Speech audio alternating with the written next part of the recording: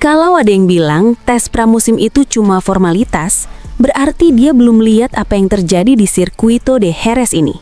Karena di sirkuit ini ada satu pembalap Indonesia yang bikin stopwatch mikir, loh, barusan salah hitung apa gimana? Namanya Veda Ega Pratama. Dan dalam waktu 2 hari ya bos, waktu lapnya dipotong hampir 2 detik. 2 detik di Moto3 itu bukan lumayan, itu level ini anak ngapain? Hari pertama gapnya masih agak jauh, stopwatch bilang masih 1, sekian detik. Tapi Veda santai, nggak panik, nggak langsung time attack kayak orang dikejar debt collector. Karena dari awal dia nggak niat pamer waktu, dia niat kerja. Kerjanya apa? Muter lagi. Total 69 lap. Buat rookie itu bukan tes, itu maraton. Pembalap lain mikir, udah cukup kali ya. Veda mikir, 1 lap lagi deh.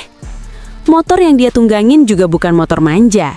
Honda NSF 250R itu motornya kaku. Salah dikit, ya motor bilang, silahkan belajar lagi. Awalnya dia tertinggal dari Alvaro Carpe, tapi Moto3 itu lucu. Di kertas kelihatan jauh, di lintasan bisa mendadak dekat. Dan bener aja, masuk hari kedua, waktunya turun lagi. Sampai akhirnya gap tinggal 1,038 detik dari Maximo Quiles. Di Moto3, segitu itu udah bukan ketinggalan, itu udah nunggu momen. Yang bikin ngakak tapi kagum, peningkatan waktunya total 1,656 detik. Stopwatch mungkin mikir, ini anak di-upgrade ya semalam. Rookie lain muter lebih banyak, kayak Leo Rammersdorfer yang sampai 93 lap. Tapi soal waktu, Veda masih lebih dekat ke depan. Bahkan rival sesama alumni Red Bull Rookies Cup Brian Uriarte, waktunya bisa dilewatin. Ini bukan kebetulan, ini tanda anaknya cepet nyambung. Yang paling kelihatan itu pas pengereman keras dan ganti arah cepat. Biasanya rookie di situ suka ragu. Veda, tenang, kayak orang udah tahu. Oh, di sini rem segini, habis itu gas. Mentalnya juga beda. Rookie biasanya kelihatan rookie. Dia kelihatan kayak orang yang lagi magang, tapi magangnya serius. Sekarang perhatian pindah ke seri pembuka di Chang International Circuit. Trek panas, rem panjang, keringat bukan cuma dari mesin, tapi justru trek kayak gini biasanya cocok buat rider Asia. Kalau progresnya lanjut, bukan mustahil dia langsung nyicip poin. Jujur ya, sebagai fans balap, ini tuh bukan hype kosong. Bukan cuma karena dia cepat, tapi karena cara dia jadi cepat. Banyak lap, banyak data. Progres pelan tapi pasti.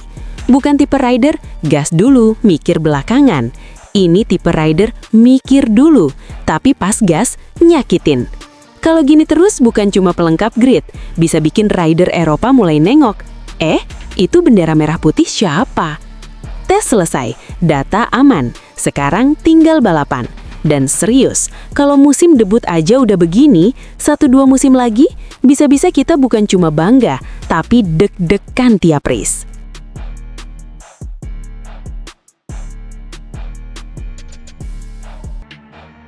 Oke, tenang dulu. Kadang hidup itu nggak perlu banyak omong. Bukan pakai kata-kata, tapi pakai bukti nyata. Dan Veda Ega Pratama kayaknya paham betul filosofi itu. Sementara orang lain masih debat di kolom komentar, Veda malah cus gaspol di lintasan.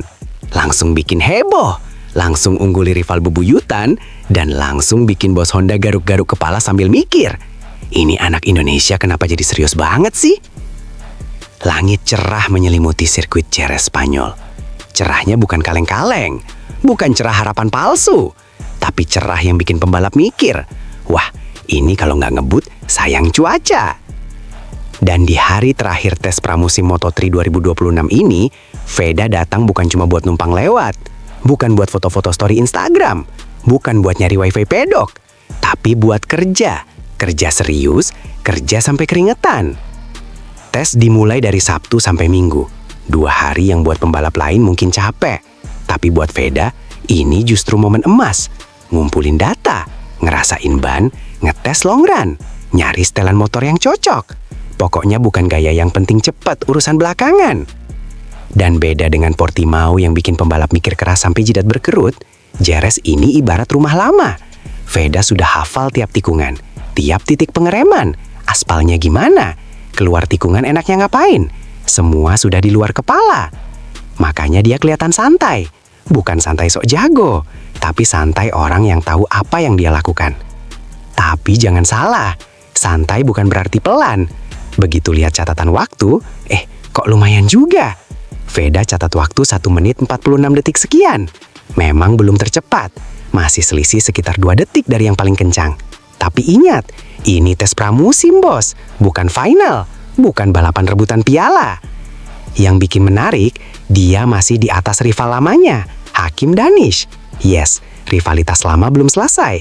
Dari Rookies Cup lanjut ke Moto3. Plot anime banget. Belum lagi soal top speed. Di lintasan lurus, Veda nggak malu-maluin. 213, sekian kilometer per jam. Gas dibuka, motor melesat. Dan itu tanda satu hal. Kalau urusan nyali, dia nggak kalah. Yang paling bikin orang angkat alis itu satu. Waktu tercepatnya justru keluar di lap ke-53. Bayangin, orang lain sudah ngos-ngosan, sudah mulai mikir makan apa setelah sesi. Veda malah bilang, bentar, gue mau push dikit lagi. Total 54 lap, bukan buat gaya, tapi buat bangun race pace, buat belajar konsistensi. Karena Moto3 itu bukan cuma soal 1 lap cepat, tapi soal bertahan hidup di rombongan pembalap yang saling slipstream kayak rebutan diskon. Apakah ini berarti Veda langsung jadi kandidat juara? Santai dulu, jangan keburu bikin baliho. Gap 2 detik di Moto3 itu masih gede, tapi buat rookie Asia yang baru adaptasi, ini progres yang bikin senyum. Yang jelas, satu hal sudah kelihatan, Veda nggak datang buat jadi figuran, dia datang buat belajar, buat berkembang, dan pelan-pelan nyari tempat di grup tengah.